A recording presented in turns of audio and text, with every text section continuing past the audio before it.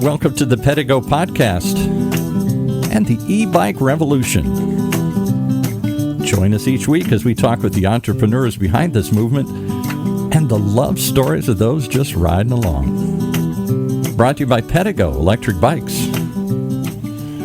With our first go at this whole story here, Mr. Pedego himself, Don DiCostanzo. Welcome, sir.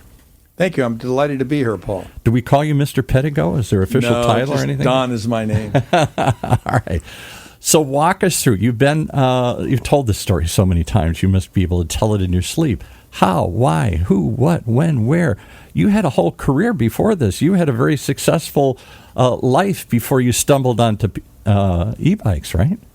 Well, yeah, it started with me first learning about e-bikes back in the late 1990s when Lee Iacocca had a brand of electric bikes that he was trying to sell here in this country. I remember after he left Chrysler, he had this vision of e-bikes, and everybody said, "Have you lost your mind? You're not running Chrysler Corporation or Ford anymore. You're going to run e-bikes?" And people said, "I didn't know what that was."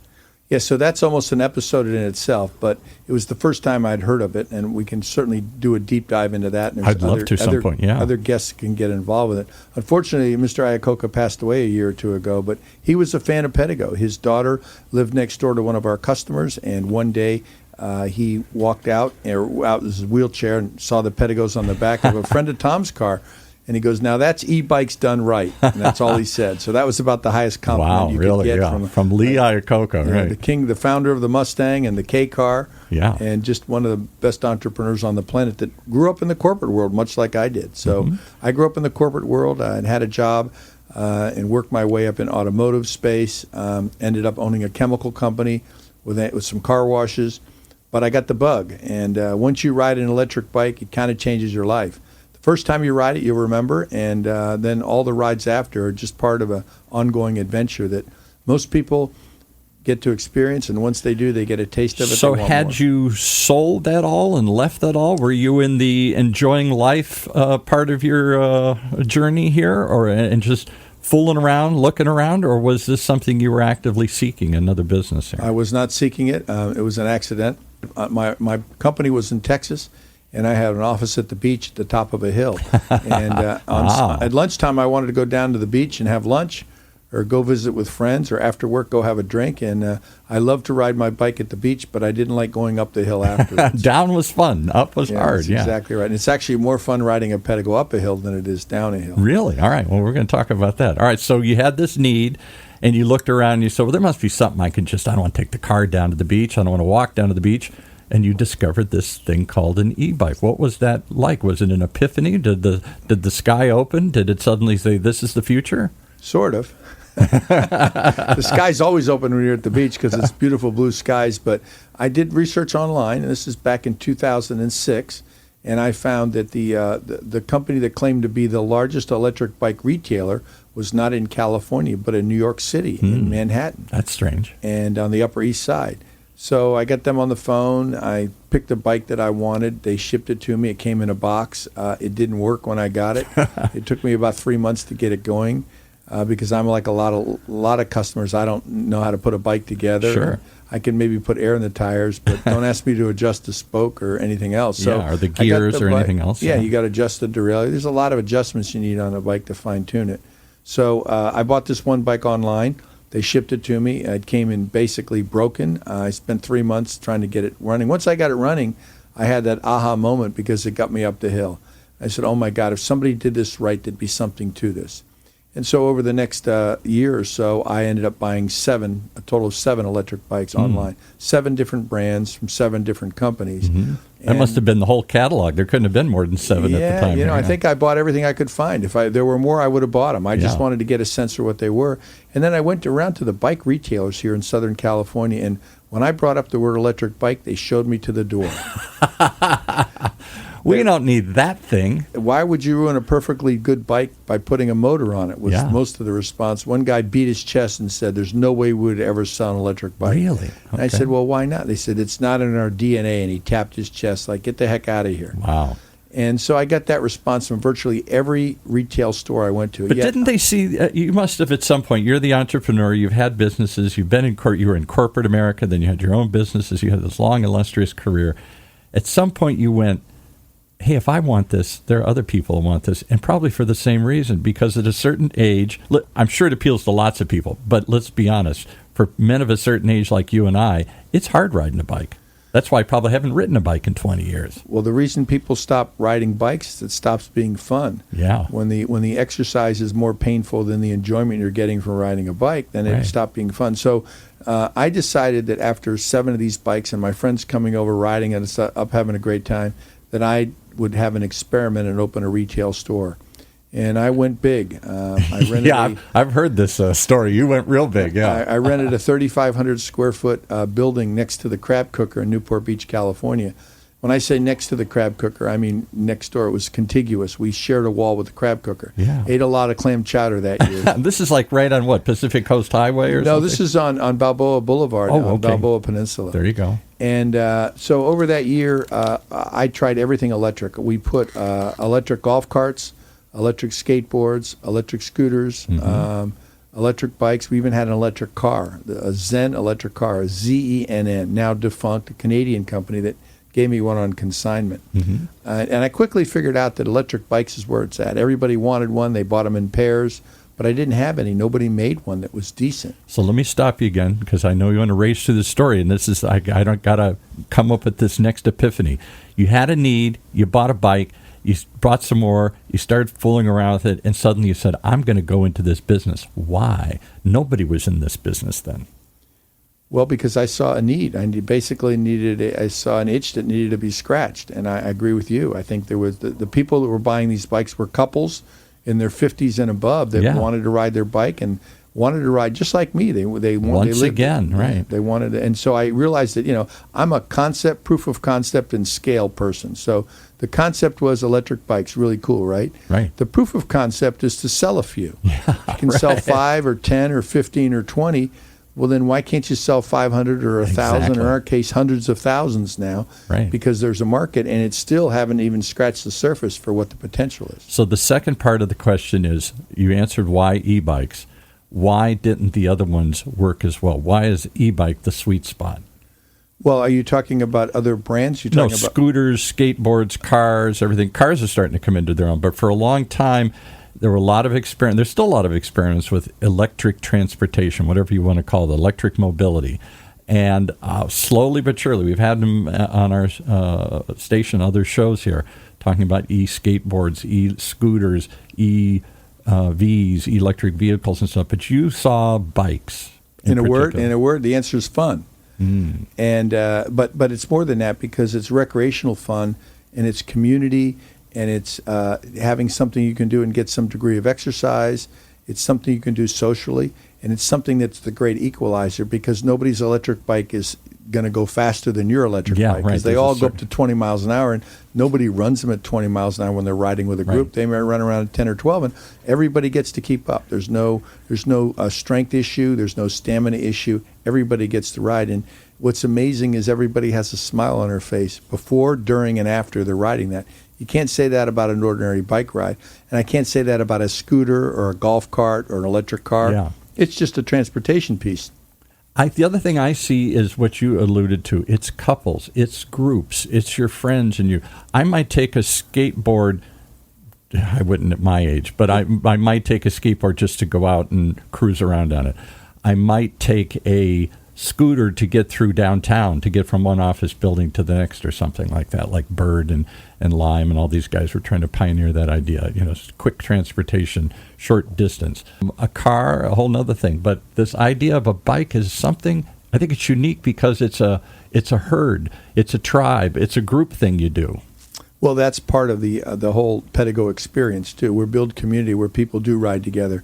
A lot of times I see other electric bikes out there. They all seem to be riding by themselves. I always say, if you want to ride by yourself, get another brand. If you want to ride with a group and a community, get a Pedego. Yeah. And it actually rings true. If you go out and ride around and see the people riding, you see lots of individual people riding electric bikes. But when you see a Pedego, it's usually in a herd or with a group, and it's kind of a community thing.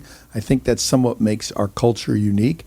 And so we kind of built it on that. But back to the other products, such as the scooters, and you mentioned electric skateboard. Mm-hmm. I carried two cool electric skateboard. One was wired and one was Bluetooth. Mm-hmm. Oh, my God, the scariest thing in the world. That Bluetooth thing lost connectivity. You're going 60 miles an hour, and you realize the brake, or 6 miles an hour, and the brake is in your hand. You lost connectivity. Wow. The thing's still going, and you're on it, and you can't stop it. So I decided that was a non-starter for an electric skateboard. Right. It doesn't mean if you're very skilled, and it's almost like you got to be an athlete and very skilled to do it. But I like the wired ones better because they were more solid connection. But nobody wanted to buy the wired ones. They wanted to buy the wireless ones. And the wireless ones I deemed just to be unsafe, so I stopped selling them. Golf carts were a pain in the butt. They were expensive, and there wasn't a whole lot of margin in it for me as a retailer. Mm-hmm. And you had to transport them with a trailer and ride them up. And when it broke, people wanted to go out to your house and fix them. With a bike, they ride it away or they put it on the back of the car. And when it's broken, they bring it back to you.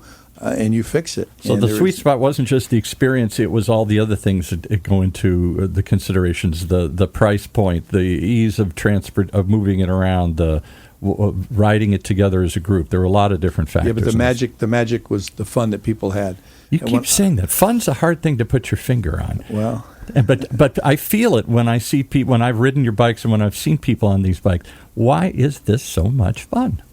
Well, I think it has a sense of empowerment. You can go out there and enjoy the sights. You can go out there and have the thrill of a motorcycle without the danger.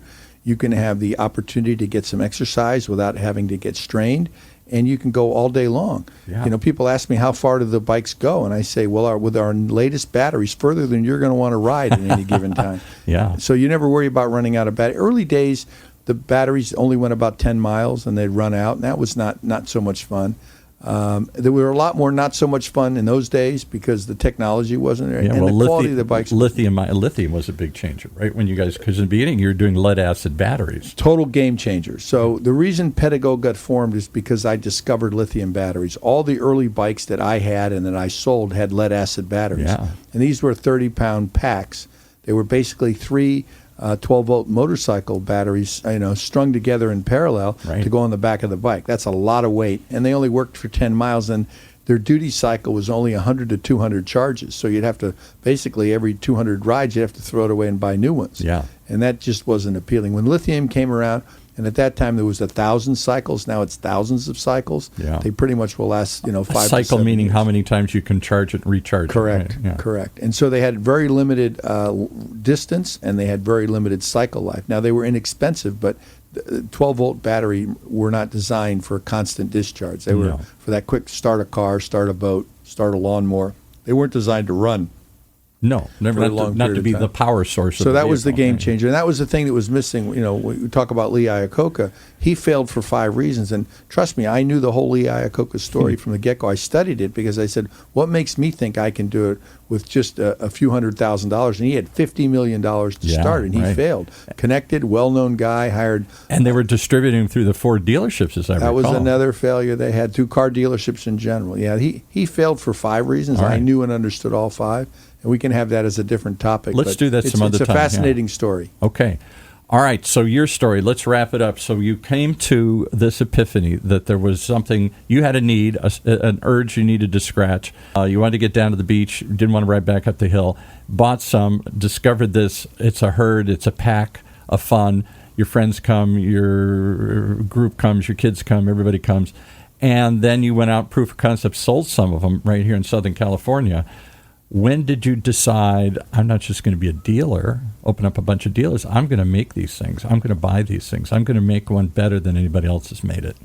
Well, it was a moment in time when my supplier, now there weren't very many good electric bikes available at that time, and we found we could make our own. Mm-hmm. So we were taking some really nice quality regular bicycles and converting them into electric. Mm-hmm.